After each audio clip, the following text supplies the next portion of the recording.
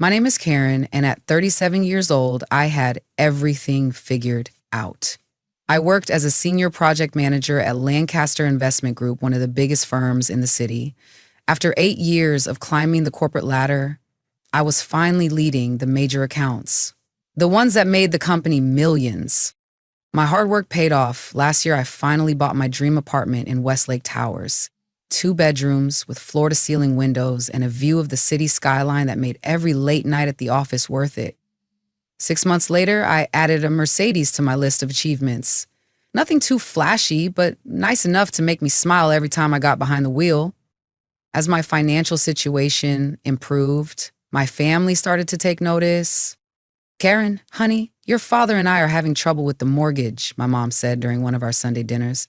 "The payments keep going up, and with his back problems getting worse, I couldn't say no to them. They'd raised me, sacrificed for me, so I took over their mortgage payments and started covering their utility bills too. My younger sister, Melissa, needed help too. She was 29, working as a graphic designer, but barely making enough to cover her bills. Says, "I hate to ask," she said during one of our monthly lunch dates, "but Jake and I are struggling with rent. The apartment is perfect for us, but it's more than we can handle right now." So I covered their rent. It was a significant amount each month, but my salary and bonuses made it manageable. My routine was comfortable. Weekdays were for work, weekends for relaxing, or sometimes catching up on projects. Every other Sunday was family dinner at my parents' house in the suburbs where I grew up. Mom would cook her famous pot roast, Dad would talk about neighborhood gossip, and Melissa would show off her latest design projects. It was a good life, predictable, secure. Then came my trip to Costa Rica. It was supposed to be just 2 weeks of relaxation. I'd been working nonstop on the Sanders merger and needed to disconnect. White sand beaches, tropical drinks, and absolutely no emails. That was the plan. What wasn't in the plan was meeting Michael. He was staying at the same resort, traveling alone like me. We met at the hotel bar my second night there. "Is this seat taken?" he asked, gesturing to the empty stool next to me. He was tall with dark hair, starting to gray at the temples, laugh lines around his eyes. Not movie star handsome, but attractive in a comfortable way. "It's all yours," I replied. One drink turned into 3. We talked about everything and nothing. Our jobs, he was in architecture, our hometowns. He was from Seattle, our favorite books. By the end of the night, we were walking along the beach under the stars. We spent most of the next 2 weeks together, hiking through the rainforest, snorkeling in crystal blue waters, drinking too much wine at dinner, and yes, spending nights in my room.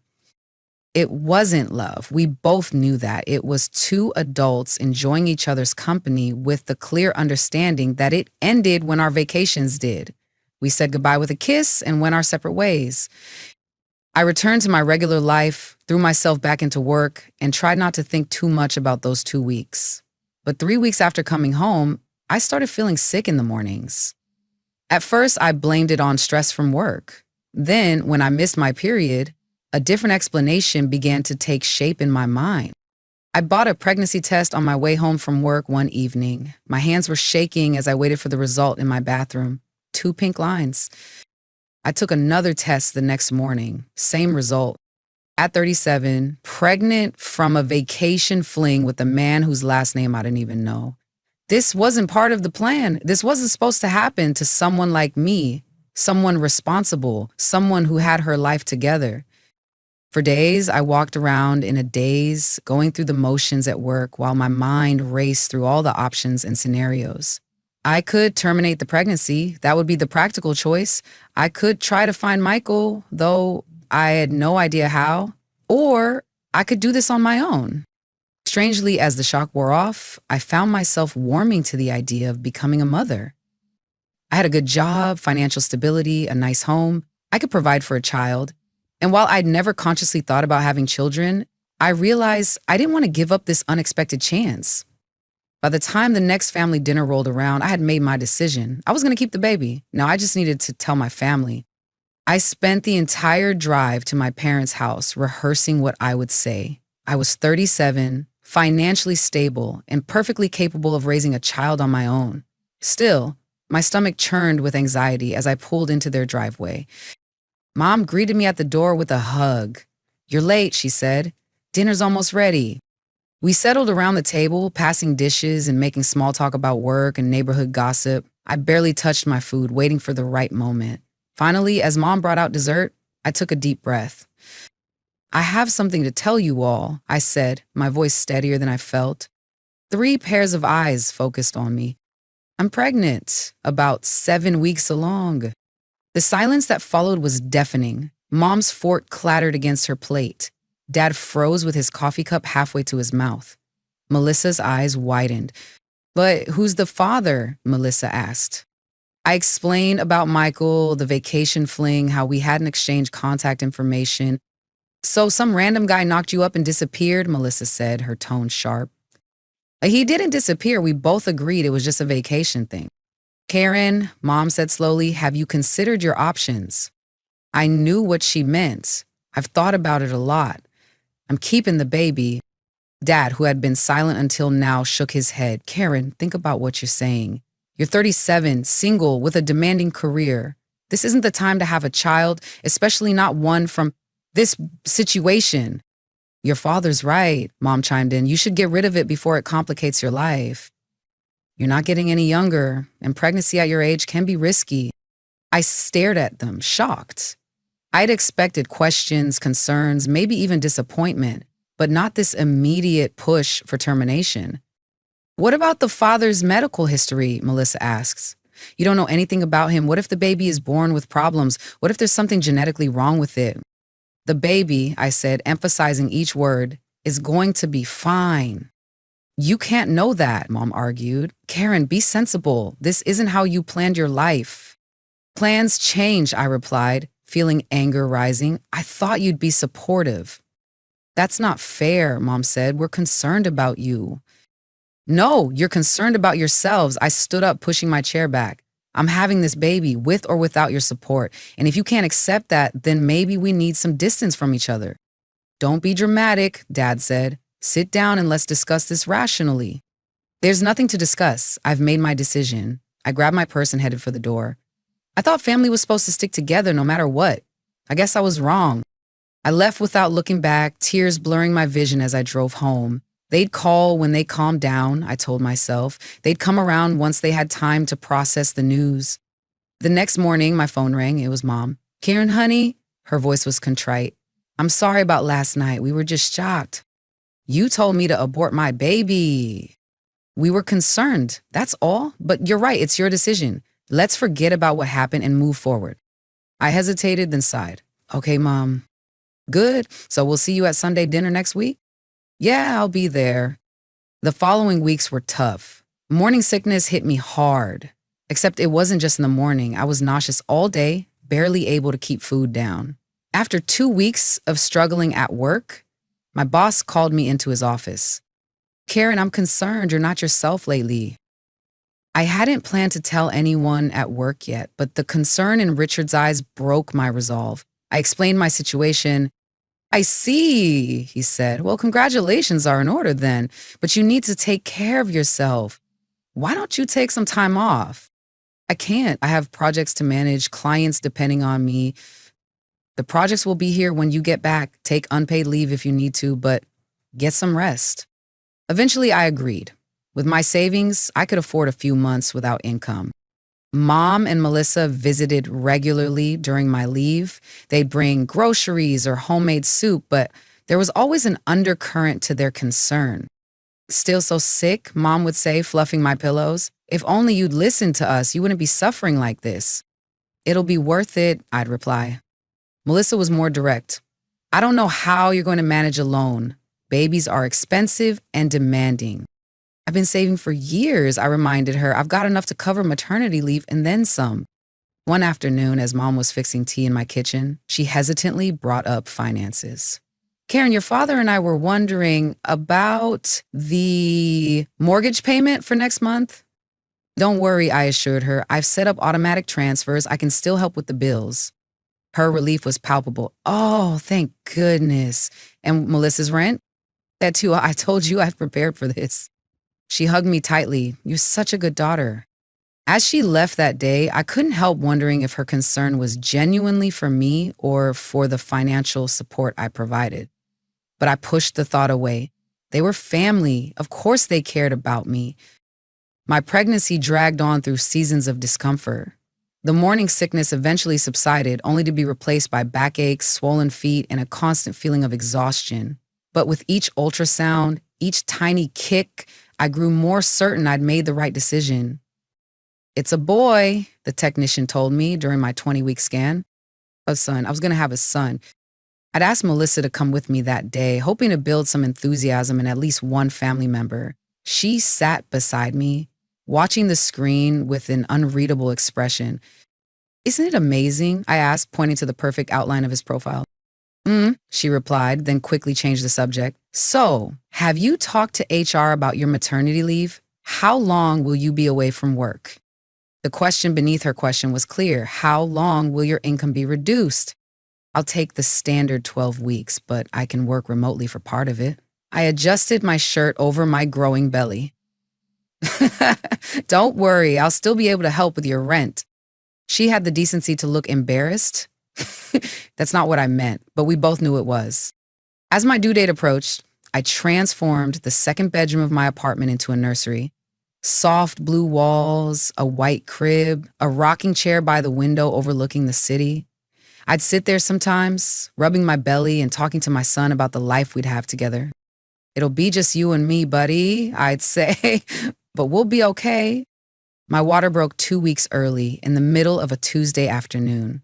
I called an Uber to the hospital, then texted my family from the back seat. "Baby coming early," at Memorial Hospital. Mom was the first to arrive, followed by Dad and Melissa a few hours later. They sat in the waiting room while I labored, occasionally sending texts, asking for updates. None of them offered to be in the delivery room with me. After 16 grueling hours, my son entered the world, red-faced and screaming with healthy lungs. 7 pounds, 3 ounces, the nurse announced. "He's perfect." I named him Ethan Michael Mitchell, Michael after his father, though I knew the man would never know he had a son. When my family finally came to see us, their reactions were subdued. Mom held him briefly, commenting that he had my nose. Dad stood at a distance, uncomfortable around the tiny newborn. Melissa took an obligatory picture for Instagram, then complained about the hospital parking fees. They stayed less than 20 minutes before making excuses to leave. As the door closed behind them, I looked down at Ethan's sleeping face and whispered, "We'll show them how amazing you are."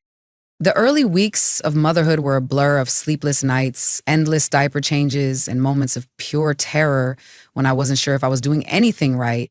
But there were also moments of indescribable joy. Ethan's first real smile, the way he'd grasp my finger with his entire tiny hand, the peaceful weight of him sleeping on my chest. Mom visited occasionally, always with some reason why she couldn't stay long or why she couldn't watch Ethan while I showered or napped. "My arthritis is flaring up," she'd say. I don't trust myself to hold him properly. Or, "I've got that book club meeting I can't miss." After 6 weeks of this, I finally confronted her. "Mom, I really need some help. I haven't slept more than 3 hours straight since he was born." She looked uncomfortable. "Karen, your father and I are too old to be chasing after a baby. We raised our children already. I'm not asking you to raise him, just to watch him for a couple of hours sometimes. Why don't you hire a babysitter? You can afford it."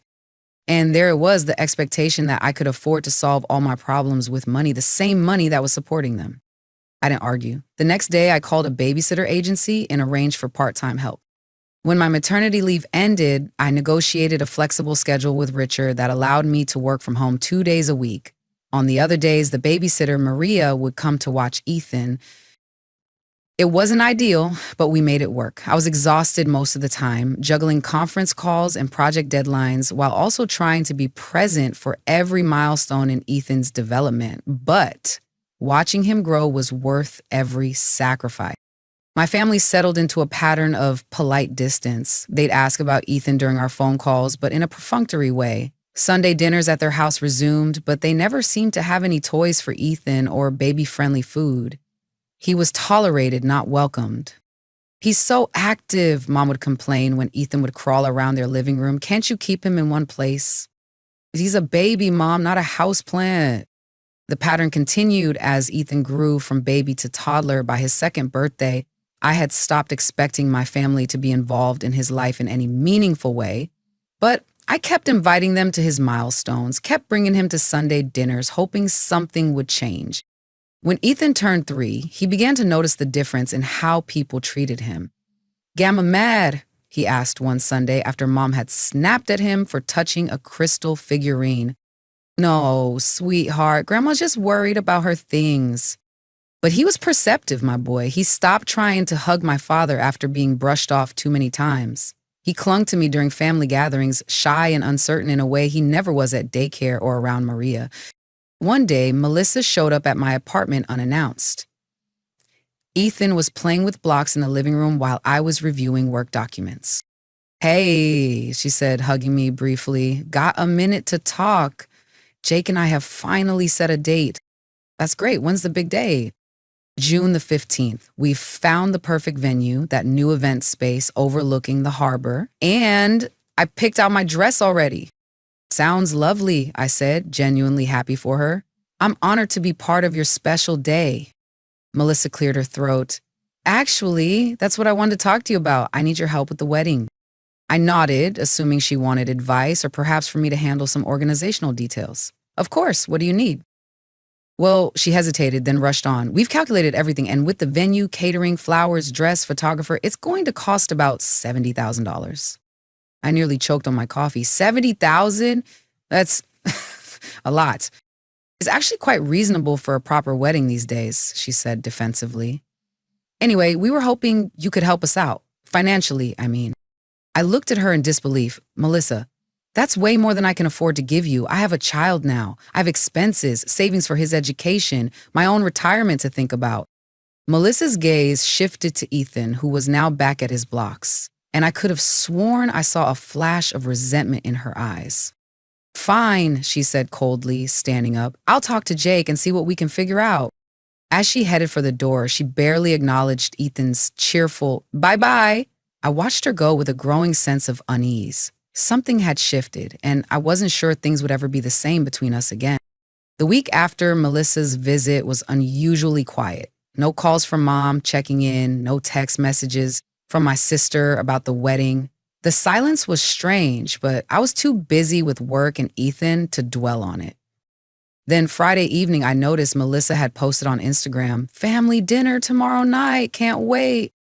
I frowned at my phone. No one had invited me. I texted Mom, "Dinner tomorrow night?" 3 hours later, she replied, "Oh, just a small thing. Didn't think you'd want to bring Ethan out so late." It was a flimsy excuse. Our family dinners were always at 6, well before Ethan's bedtime. I was being deliberately excluded. "Okay," I texted back, not wanting to start an argument. Saturday evening, I was giving Ethan his bath when my phone chimed with a new message. It was from Melissa, a video. I assumed it was something cute she wanted to share, so I opened it while Ethan splashed happily in the tub. The video showed my parents' dining room. The camera was shaky, clearly being held by someone who'd had a few drinks. My family sat around the table, wine glasses in hand, faces flushed. "Here's to us," Dad was saying, raising his glass. "Till family," Mom agreed. "Speaking of family," Melissa's voice came from behind the camera, slightly slurred. "Have you noticed how different Karen's been since the baby?" My heart sank as I continued watching. "God, yes," Dad grumbled. "Won't spend a dime on anyone but that kid." "Remember when she used to be generous?" Mom chimed in. "Now it's all, I have to save for Ethan's college," or "Ethan needs new shoes." $30,000, Melissa complained. "That's all she'd give me for my wedding. She used to be so much more helpful before that burden came along." "It would have been better if she'd listened to us in the first place," Mom said, her words making my blood run cold. "If she'd just gotten rid of it when we told her to, everything would be normal." Dad nodded. "That kid ruined everything. She's not even the same person anymore." "To life before Ethan," Melissa laughed, raising her glass. The others joined in the toast, laughing.